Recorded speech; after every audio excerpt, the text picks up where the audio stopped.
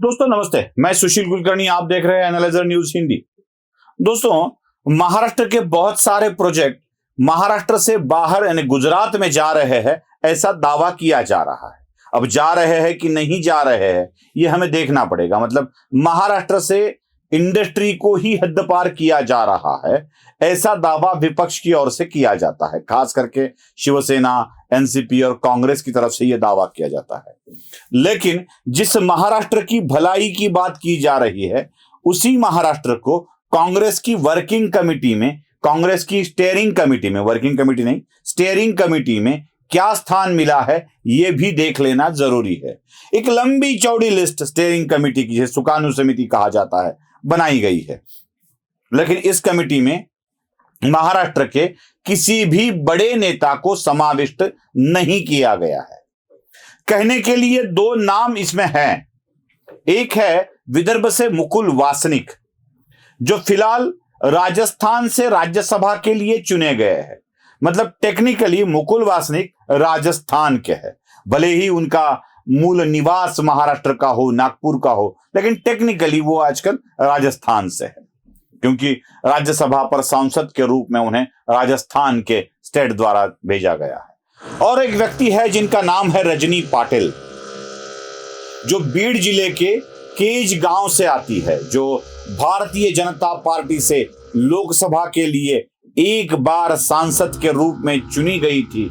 उसके बाद उनका सीधे तौर पे राज्यसभा पर ही निर्वाचन किया गया है। ये दो नाम छोड़ के, मतलब रजनी पटेल की विशेष पहचान इसलिए आपको बता रहा हूं कि बहुत सारे लोगों को रजनी पटेल नाम की कोई स्त्री पॉलिटिशियन है या नहीं भी इसका पता नहीं है। खास करके इनके बारे में महाराष्ट्र के राजनीति में जानकारी रखने वाले लोगों को बहुत ज्यादा पता नहीं है। बताऊंगा, मैं सारी बातें विस्तार से बताऊंगा, लेकिन ये दो नाम छोड़कर लगभग पूरे महाराष्ट्र को ही कांग्रेस की स्टीयरिंग कमेटी से हटा लिया गया है। मतलब शायद पृथ्वीराज चौहान को लिया जा सकता था, जिनको एक अच्छा अनुभव है पश्चिम महाराष्ट्र से, उनको नहीं लिया गया। मराठवाड़ा से अशोक चौहान को लिया जा सकता था, उनको भी स्थान नहीं दिया गया है। भूतपूर्व अध्यक्ष कांग्रेस के और एक है बाला साहब थोरात, उनको भी स्थान नहीं दिया गया। बाकी ये छोड़ दीजिए, क्या सुशील कुमार शिंदे का स्थान भी नहीं बन पाया? क्या शिवराज पाटिल चाकूरकर का भी स्थान नहीं बन पाया इस स्टीयरिंग कमेटी में? क्या उनकी उम्र हो गई है, वो स्टीयरिंग पकड़ने के लायक नहीं रहे, ऐसा लगता है? वैसे खरगे और शिंदे में बहुत सारा अंतर तो नहीं है उम्र के मामले में। अगर बूढ़ा व्यक्ति अध्यक्ष हो सकता है तो स्टीयरिंग कमेटी में एक बूढ़े को बिठाने में क्या हर्ज लगता है? लेकिन कांग्रेस ने महाराष्ट्र के सारे नेताओं को दरकिनार कर बाकी राज्यों को ही बहुत बड़ा महत्व दिया है। 45-50 लोगों की ये लिस्ट है, उसमें से टेक्निकली एक महाराष्ट्र के है और एक ऐसे व्यक्ति, ऐसी स्त्री जिसका कोई अता पता ही राजनीति में बड़े बड़े लोगों को नहीं लगता है, या सामान्य व्यक्तियों में जिनकी पहचान नहीं है, ऐसा दिखता है। अब मुकुल वासनिक के बारे में बात करते वक्त एक ऐसा चेहरा जो शायद अब भी कांग्रेस को यंग लगता हो, युवा लगता हो, लेकिन अभी जैसे राहुल गांधी को अगर कांग्रेस में युवा माना जा सकता है, तो मुकुल वासनिक को भी युवा माना जा सकता है। विदर्भ की राजनीति अगर देखी जाए तो मुकुल वासनिक विदर्भ में कांग्रेस के अच्छा खासा परिवर्तन नहीं ला सके, ना वो विदर्भ के नेता के रूप में उभर आए हैं। वैसे तो माणिकराव ठाकरे का काम अच्छा था, वो कम से कम सामने तो थे, एक बार अध्यक्ष के रूप में काम तो किया है, लेकिन विदर्भ से उनको भी संधि नहीं मिली है, चांस नहीं मिला है, और दे दिया उठा के मुकुल वासनिक को। जहां नागपुर में भी कांग्रेस की हालत बहुत बुरी है, नागपुर के इर्द गिर्द भी कांग्रेस की हालत बुरी है, उसी मुकुल वासनिक को उठा के बना दिया है स्टीयरिंग कमेटी का मेंबर। और रजनी पाटिल की अवस्था क्या है?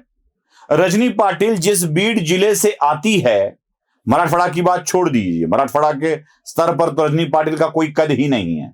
उनके पति अशोक पाटिल एक बार विधायक के रूप में चुनकर आए थे और उसके बाद वो कुछ सालों के लिए राज्य मंत्री भी बनाए गए थे। सड़क निर्माण विभाग उनको दिया गया था। बस वो एक योग्यता छोड़ और जिस केज ग्राम में वो रहते हैं उसकी जब नगर पंचायत बनी तो उस नगर पंचायत को एक बार जीतने के अलावा, वो भी साथ में किसी को लेके, मुझे प्योर यश है जिसे लोगों ने उनको पूरे बहुमत से जिता दिया था, ऐसी बात नहीं है। साथ लेकर किसी को उन्होंने एक बार अपने ही पुत्र को केज नगर पंचायत का अध्यक्ष चुनने का काम किया है। उसके बाद ना वो किसी जिला परिषद में, जिला पंचायत में कांग्रेस को अच्छी खासी सीटें दिला पाए, ना केज की पंचायत समिति पर अपना कब्जा जमा पाए, ना कभी केज विधानसभा मतदार संघ को जीत पाए, ना कभी लोकसभा चुनाव में कांग्रेस को अच्छे खासे वोट जुटा पाए। मैं आपको याद दिला दूं, इन्हीं अशोक पाटिल के लिए, जो रजनी पाटिल के पति है, इन्हीं अशोक पाटिल को कांग्रेस ने 2014 में गोपीनाथ मुंडे की पुत्री प्रीतम मुंडे के खिलाफ चुनाव लड़ने का टिकट दिया था। प्रीतम मुंडे ने उस चुनाव जीतते वक्त नरेंद्र मोदी के रिकॉर्ड को तोड़कर विक्रमी जीत हासिल की थी अशोक पाटिल को हराकर। यह है इनकी चुनावी योग्यता। कभी 2 आंकड़ों तक नहीं पहुंच पाई, 4 से ज्यादा कांग्रेस को सीटें नहीं मिली है जिला पंचायत में। कभी कोई विधायक चुनकर नहीं ला पाई। ऐसे कितने चांस मिले, कितने लोगों को कांग्रेस ने एमएलसी बना दिया था। सुरेश नवले को एमएलसी बना दिया था, एमएम शेख को एमएलसी बना दिया था, और एक है शिरूर कासार तहसील के, उनको भी एमएलसी बना दिया गया था। लेकिन कांग्रेस में कुछ सुधार नहीं हो पाया। इसका कारण ही यह पाटिल दाम्पत्य है। अब इन्हीं पाटिल के कारण, रजनी पाटिल के कारण, अंबाजोगाई एक बहुत बड़ा शहर है, देवी योगेश्वरी के नाम पर चलता है।